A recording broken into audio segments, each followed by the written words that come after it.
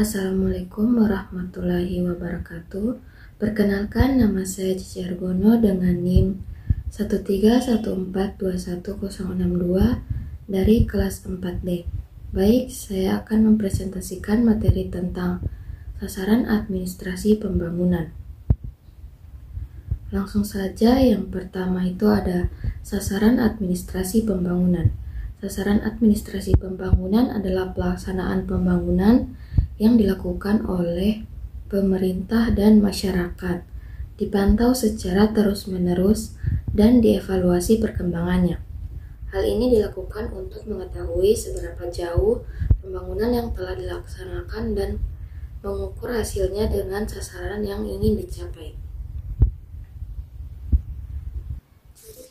Sasaran administrasi pembangunan. Yang pertama, lebih memberikan perhatian kepada lingkungan masyarakat yang berbeda-beda, terutama bagi lingkungan masyarakat negara berkembang. 2. Berperan aktif terhadap tujuan pembangunan, baik dalam perumusan kebijaksanaan maupun dalam pelaksanaannya yang efektif. Ia berorientasi masa depan. 4. Lebih berorientasi pada pelaksanaan tugas pembangunan dari pemerintah. 5. Mengaitkan diri dengan substansi perumusan kebijaksanaan dan pelaksanaan tujuan pembangunan pada berbagai bidang seperti ekonomi, sosial, budaya, dan lain-lain atau isi-isi program pembangunan. 6. Administrator dalam aparatur pemerintah juga sebagai penggerak perubahan. 7. Lebih pendekatan lingkungan yang berorientasi pada kegiatan dan bersifat pemecahan masalah. Selanjutnya, pengembangan kelembagaan. Pengembangan kelembagaan membahas tentang aspek kelembagaan sebagai salah satu sasaran pembangunan administrasi yang pada organisasi di lingkungan eksekutif pemerintah negara, dan tidak termasuk aspek kelembagaan legislatif dan yudikatif. Selanjutnya, prinsip-prinsip organisasi. Yang pertama, kejelasan tujuan. Kedua, kejelasan misi. 3. Fungsionalisasi. 4. Pembagian tugas. Dan 5. Departementalisasi. 6. Keseimbangan antara wewenang dan tanggung jawab. 7. Kesatuan arah. 8. Kesatuan komando. 9. Kejelasan kebijaksanaan tentang pola pengambilan keputusan. 10. Rentang kendali. Manajemen sumber daya manusia. Manajemen sumber daya manusia adalah ilmu dan seni yang mengatur hubungan dan peranan tenaga kerja agar efektif dan efisien, membantu terwujudnya tujuan organisasi atau pemerintahan, karyawan, dan masyarakat. Selanjutnya, fungsi-fungsi manajemen sumber daya manusia. Yang pertama, penciptaan dan pemeliharaan sistem informasi sumber daya manusia.